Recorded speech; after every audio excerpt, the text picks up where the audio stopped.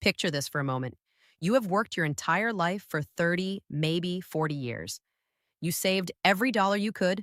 You sacrificed vacations, drove older cars, skipped the fancy dinners, and did everything right. Now you are finally retired. And then one year, maybe in your early 70s, you open your tax return and your stomach drops. Your tax bill is double what you expected. Your Medicare premiums jumped by hundreds of dollars a month. And nobody warned you that it was coming. Nobody told you that the way you were pulling money out of your own accounts was quietly triggering one of the most expensive and avoidable tax mistakes in retirement. Here is the thing that most people never realize until it is too late. In retirement, it is not just about how much money you have saved, it is about which account you pull from and in what order every single year. Get that wrong, and the IRS takes a much bigger piece than you ever planned on giving. Get it right, and you can stretch your money for years longer, lower your Medicare costs, reduce taxes on your Social Security, and leave more behind for your family. In the next several minutes, you are going to see exactly how this works. You will understand how the IRS taxes your different retirement accounts in completely different ways. You will see the three big landmines that quietly explode when you withdraw money in the wrong sequence. And you will follow a real example of a couple who rearranged their withdrawal order and ended up with dramatically more money over a 20-year retirement without earning a single extra dollar. Stay until the end because the last section gives you a simple yearly routine you can follow every single year to stay on track and keep more of what you earned. Let us start at the beginning because before you can fix the order, you need to understand what you are actually working with. When you retire, your income no longer comes from a paycheck. Instead, it comes from several different buckets, and each of those buckets is treated completely differently by the IRS. For most Americans who are in their late 50s, 60s, or beyond, there are typically 4 or 5 main sources of income in retirement. The first is Social Security. This is your fixed monthly benefit based on your earnings record and when you choose to claim it. The second source is any pension or annuity income, if you are fortunate enough to have one. These are also relatively fixed and show up on a predictable schedule. The third bucket is your tax-deferred accounts. These are your traditional IRA, your 401k, your 403b, or any similar account where you put money in before taxes and let it grow over the years. The fourth is your taxable brokerage account. This is a regular investment account, not inside a retirement wrapper, where you invest with money you have already paid taxes on. And the fifth bucket is your tax-free accounts. These are your Roth IRA and Roth 401k, where you contributed after-tax dollars and the money grows completely tax-free. Now, Social Security and pensions are your predictable, reliable income. They show up whether the stock market is up or down. Everything else you control. Your entire job in retirement is to create your own paycheck by filling the gap between what you want to spend each year and what those fixed sources provide. And here is where most people go wrong. Most retirees look at their accounts and simply pull money from whichever account has the most in it, or whichever one feels easiest to access. They do not think about the tax consequences of each withdrawal. They do not consider which dollar does the least damage when it comes out. And that single oversight can cost them tens of thousands of dollars, sometimes hundreds of thousands of dollars, over a 20 or 30-year retirement. So before we talk about which account to tap first, you need to know where the landmines are buried. There are 3 big ones. And if you have never heard of them before, pay very close attention here because this is where the real money is. The first landmine is what financial planners sometimes call the Social Security tax torpedo. Most people think their Social Security benefits are either fully taxable or not taxable at all. The truth is more complicated and more dangerous. In the United States, your Social Security benefits can be 0% taxable, 50% taxable, or up to 85% taxable at the federal level, depending on something called your combined income. Your combined income is calculated by taking your adjusted gross income, adding any tax-exempt interest, and then adding back in half of your Social Security benefits for the year. Here's how the math works for 2026, using the long-standing thresholds that have been in place for decades. If you are married filing jointly and your combined income lands below $32,000, your Social Security benefits are completely tax-free. If your combined income falls between $32,000 and $44,000, up to 50% of your benefits can become taxable. And if your combined income rises above $44,000, up to 85% of your Social Security benefits are potentially taxable. Now, here is what makes this a torpedo instead of just an inconvenience. Those dollar thresholds, $32,000 and $44,000, have not been adjusted for inflation since the 1980s, not once. Which means that every year, as prices rise and retirement account balances grow, more and more retirees are being pulled into the taxable zone without realizing it. And the torpedo effect is this: when you pull what seems like a modest amount from your IRA, say an extra $3,000 to help pay for a vacation, that withdrawal can push just enough of your Social Security into taxable territory that your effective tax rate suddenly feels like it doubled. You pulled out 3,000, but between the extra income tax on the IRA withdrawal and the newly taxable Social Security benefit, you might pay tax on $5,000 or $6,000 of income.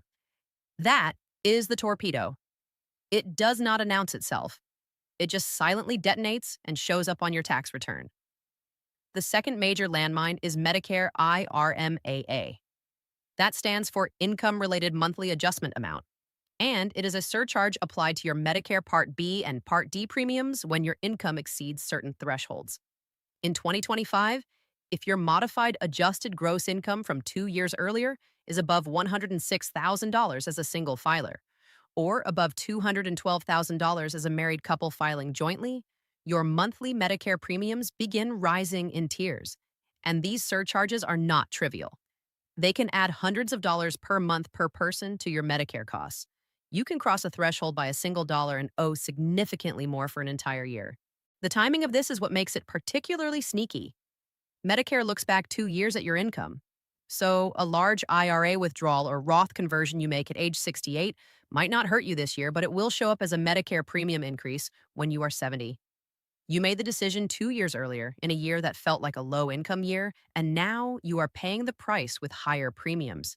Many retirees never connect the two events. They just wonder why their Medicare bill keeps going up. The third landmine, and arguably the most consequential one for people who have been diligent savers, is required minimum distributions, or RMDs. Starting in your early 70s, the exact age depends on your year of birth based on current law. The IRS forces you to begin withdrawing money from your traditional IRA and 401k accounts every single year. You do not get to choose whether to take that money out. You do not get to decide the amount. The IRS calculates a minimum withdrawal based on your account balance and your life expectancy, and you must take at least that much every year or face a significant tax penalty. Here is the devastating part for people who saved aggressively and did not plan ahead.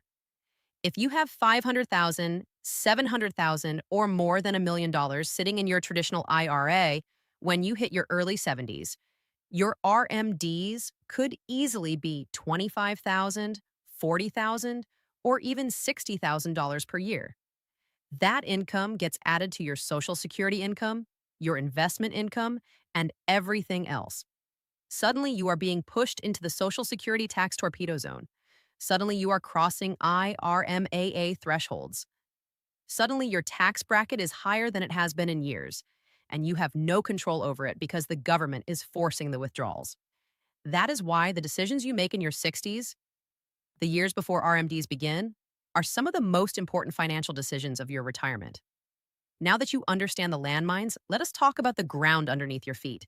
Because to understand why the withdrawal order matters, you need to understand how each of your accounts is taxed when money comes out. Your taxable brokerage account is the most flexible from a tax perspective.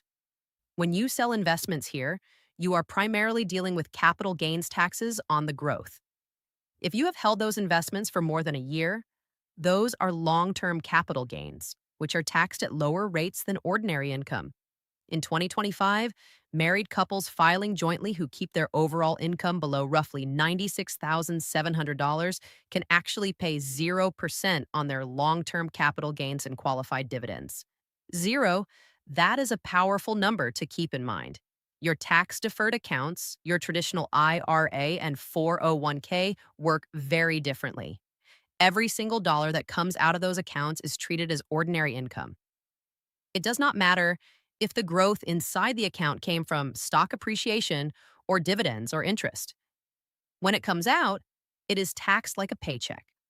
For 2025, the 12% federal tax bracket for married couples filing jointly runs from roughly $23,851 up to $96,950 of taxable income. The 22% bracket begins after that. So if you are pulling large amounts from your traditional IRA and your income is already sitting at that level, every additional IRA dollar is being taxed at 22% or higher, plus potentially triggering Social Security taxes and IRMAA surcharges on top of that. Your Roth IRA and Roth 401k are in a category of their own. As long as you meet the age and 5-year holding requirements, qualified withdrawals from Roth accounts are completely tax-free. And here is the part that makes Roth accounts genuinely extraordinary in retirement. Not only are the withdrawals tax-free, they also do not count in the combined income formula for Social Security taxes. They do not count toward your modified adjusted gross income for IRMAA purposes. A dollar from your Roth is completely invisible to all of those calculations. A dollar from your traditional IRA, on the other hand, shows up everywhere. It counts as ordinary income. It can push your Social Security benefits into the taxable zone. It can push you over an IRMAA threshold. It can bump you from one tax bracket to the next. So the question you need to ask yourself is not just which account has the most money. The question is, which dollar does the least damage when I pull it out this year, given where my other income sources are sitting? Now let us build the strategy. Here's the general withdrawal order that tends to produce the best lifetime tax results for most retirees who have a combination of taxable brokerage accounts, traditional IRAs or 401ks, and Roth accounts. This is not a rigid rule for every situation because your specific circumstances, your state of residence, your health, your other income sources, and your goals all matter. But this sequence is a solid framework to build from. Step 1 is to use your taxable brokerage accounts and available cash first in a thoughtful way. Step 2 is to take controlled withdrawals from your traditional IRA or convert IRA dollars to Roth up to a specific target tax bracket each year. Step 3 is to delay Social Security as long as is reasonable for your situation and consider delaying any pensions that offer significantly higher payouts for waiting. Step 4 is to protect your Roth accounts. Let them keep growing tax-free and save them for later in life or for large one-time expenses. The years between roughly age 60 and age 70 are an extraordinary window for planning. Here is why. Your paycheck from work has stopped or significantly reduced. You may not yet have started Social Security. Medicare and IRMAA may not be a factor yet, particularly in the years before you turn 63. And your required minimum distributions have not begun. This means that in these years, your taxable income is likely lower than it has been in decades. You have room inside your tax brackets that you may never have again once Social Security starts and RMDs kick in. Most retirees in this window look at those empty brackets and think, great, I barely owe any taxes. What they should be thinking is, I have a window right now to move money out of my traditional IRA at a very low tax rate before the government forces me to take it out at a higher rate in my 70s.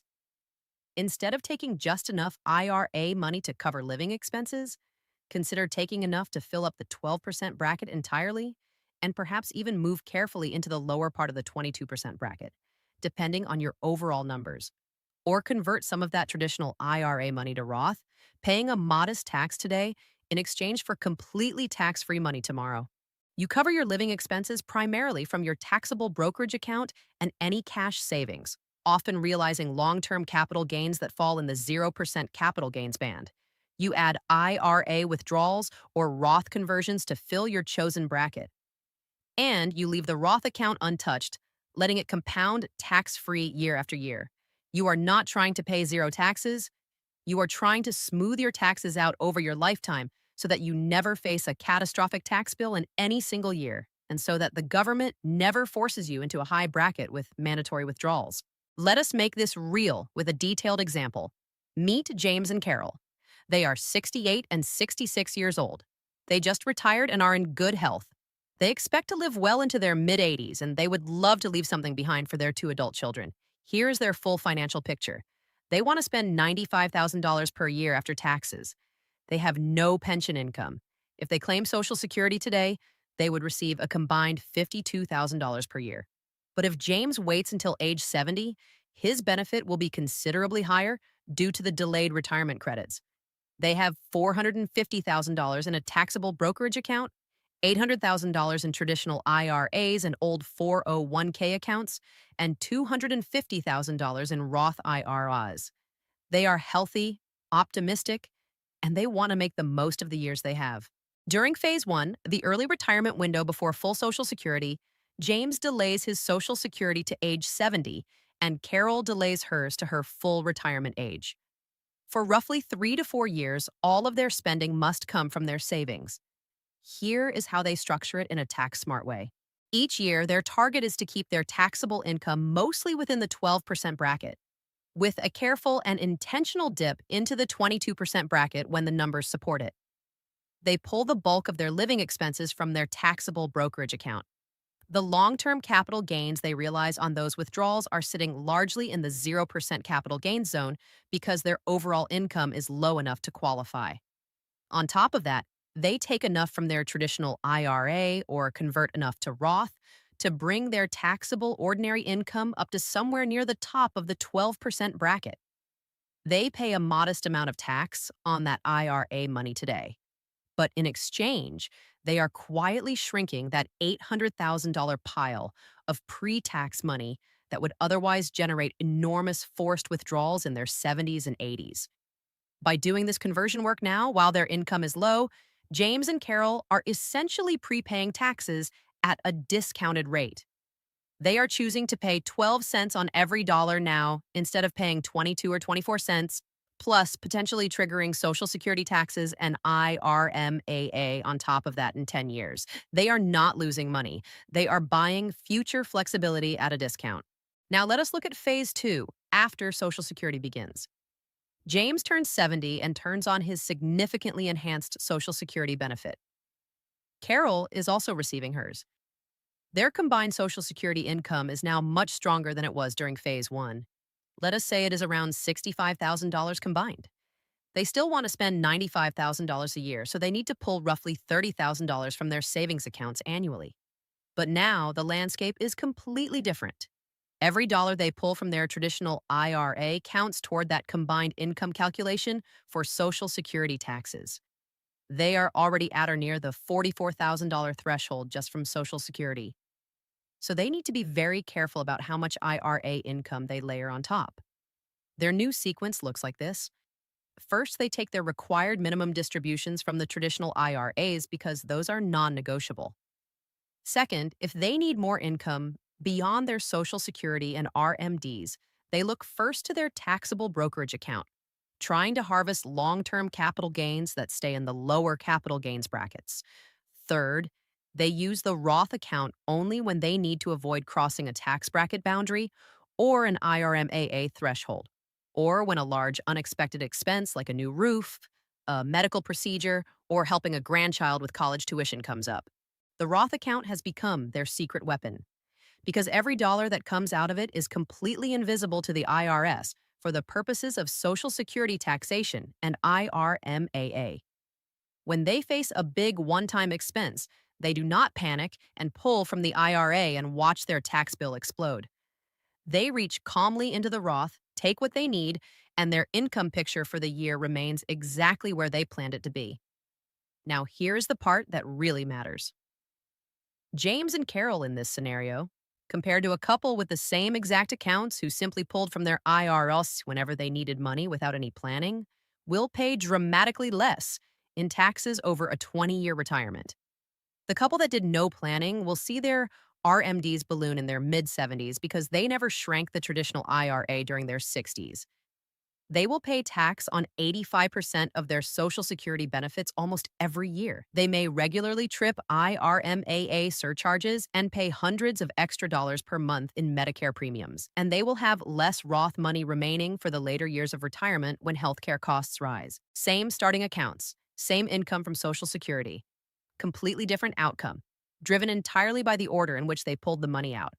let us talk about some rules of thumb that you can actually write down and apply to your own situation every year. The first rule is to never blindly drain one bucket at a time. It is almost never optimal to spend only from taxable accounts until they are empty, then switch entirely to the IRA, then finally start the Roth. Blending withdrawals across accounts, guided by where you are in the tax brackets each year, almost always produces a better result than following a rigid sequence. The second rule is to use your 60s to pre shrink your future RMDs. If you can take IRA withdrawals or do Roth conversions inside the 12% bracket during your early retirement years, you are locking in a low tax rate on that money and reducing the account balance that the IRS will eventually force you to withdraw from. Think of it as tax arbitrage. You are buying your future tax freedom at today's discounted rate. The third rule is to know the Social Security tax thresholds and monitor them actively each year. Keep track of your combined income as you plan your withdrawals. Know whether you are approaching the $32,000 or $44,000 threshold for married couples. Sometimes pulling $5,000 less from your IRA and making up the difference from your brokerage account will save you far more than $5,000 in avoided taxes on your Social Security benefits. The fourth rule is to treat the years before age 63 as a particularly valuable window for Roth conversions. These are the years before Medicare begins and before IRMAA can apply. You can sometimes do larger Roth conversions in this window without triggering the Medicare surcharges that the same conversion would trigger at 65 or beyond. The conversion income you're recognizing today will not show up in your Medicare premium calculation for 2 years.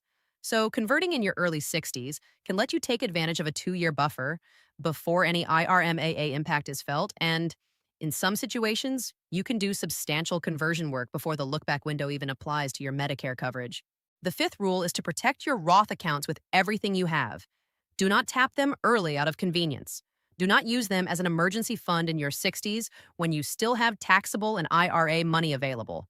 Let those accounts grow and compound completely tax-free and save them for the moments in your 70s and 80s when a tax-free source of funds is the most valuable thing you have. They are also ideal assets to leave to your heirs because beneficiaries who inherit Roth IRAs can take distributions over 10 years, tax-free, which can be a meaningful inheritance compared to a traditional IRA that comes with an ordinary income tax bill for every withdrawal. Now, let us talk about one more scenario that catches people off guard. Large one-time expenses in retirement, a kitchen renovation, a new vehicle, a significant medical bill, helping an adult child through a financial hardship, a trip of a lifetime with the whole family. These are not bad things to spend money on, but the way you fund them matters enormously. If you fund a $40,000 vacation or home project entirely from your traditional IRA in a single year, you have just added $40,000 of ordinary income to your tax return. Depending on where your income already sits, that could push you into a higher bracket. It could make more of your Social Security taxable. It might cross an IRMAA threshold and raise your Medicare premiums for the next 2 years. A $40,000 withdrawal could easily cost you $12,000 to $20,000 in combined extra taxes and Medicare surcharges depending on your situation. But if you fund that same expense from your Roth IRA or from a combination of your Roth and a modest amount from your taxable brokerage, your income for that year may barely move. The big expense happens, the memories get made, and the IRS never even sees it on your return. That is the difference that having a Roth account and knowing how to use it makes in real retirement life. Now, let us put this all together into a simple yearly routine that you can follow every single year, no matter where you are in retirement. Once a year, sit down somewhere comfortable with your most recent tax return and your account statements. Start by listing all of your fixed income for the coming year. That means Social Security, any pension or annuity payments, rental income, or any part-time work income. Write down the actual numbers. Next, decide how much you genuinely want to spend for the year. Be honest with yourself. If you are planning a trip, include it. If the house needs work, include it. Add it up and write down your total spending goal. Now subtract your fixed income from your spending goal. The difference is the amount you need to pull from your savings accounts this year. That is your gap number. With your gap number in hand, look at the current tax brackets for your filing status. Know exactly where the 12% bracket ends and where the 22% bracket begins. Decide what your target taxable income is for the year. Now fill that gap in the following way. First, take any required minimum distributions that apply to your situation because those come first and are non-negotiable. Second, add enough additional IRA withdrawals or Roth conversions to bring your taxable income up to your chosen bracket ceiling, if that makes sense, given your numbers. Third, pull the remaining spending need from your taxable brokerage account, trying to harvest long term capital gains that sit in the most favorable capital gains bracket available to you. Fourth, use Roth money only if you would otherwise cross a threshold you want to avoid, whether that is a tax bracket boundary, the Social Security combined income thresholds, or an IRMAA tier. Check your math against the Social Security combined income thresholds. Are you pushing into the zone where more of your benefits become taxable? Is there a small adjustment that keeps you just below a threshold? Run those numbers before you pull the trigger on a large withdrawal. About halfway through the year, check in with yourself again. Did anything change? Did you sell a property? Did you receive an inheritance? Did a large medical expense come up? Any of these can shift the optimal strategy for the year, and mid-year is early enough to adjust. If any of this feels complex, it is because it is. Retirement income planning at this level involves tax brackets, Social Security rules, Medicare regulations, and investment tax rules, all interacting with each other at the same time. It is not something you need to figure out alone. Working with a fee-only fiduciary financial planner who specializes in retirement income or a CPA who deeply understands retirement tax planning can pay for itself many times over. The right advisor is not just helping you invest money, they are helping you build a withdrawal strategy that keeps the IRS from taking more than their fair share. Here is the core idea to carry with you from everything you have just learned. Your savings accounts are not all the same. A dollar in your traditional IRA is not the same as a dollar in your Roth. A dollar in your taxable brokerage is not the same as either one. Each of them has a completely different tax profile, and each of them interacts differently with your Social Security income, your Medicare premiums, and your future required minimum distributions. The order you tap them matters every single year. Most retirees make this decision without thinking about it. They pull from the largest account or the most convenient one, or the one their broker suggested years ago without any context about their full tax picture, and they overpay the IRS by thousands of dollars a year without ever realizing it. You now know better. You know the 3 landmines to watch. You know why the 60s are such a valuable planning window. You know how to use your Roth account as a late-game ace in the hole. You know how to blend withdrawals across account types to smooth out your tax bill for life. And you have a yearly routine you can follow to stay on track no matter what. You have worked hard for every dollar you saved. The goal now is to make sure those dollars work as hard for you as possible, and that means keeping as much of them as you legally and intelligently can. The IRS will always get something. But with the right withdrawal order, they do not have to get as much as they would if you were not paying attention. This content is for educational purposes and is not personal tax or legal advice. Every individual's situation is different based on their account balances, state of residence, health, filing status, and financial goals. Consider working with a qualified tax professional or fiduciary financial planner to apply these principles to your specific circumstances. If this was helpful, think about what mix of accounts you currently have, how much sits in tax-deferred accounts versus Roth versus taxable, and whether you are currently in the window to do meaningful Roth conversion work. Those are the questions that will shape your own withdrawal strategy going forward.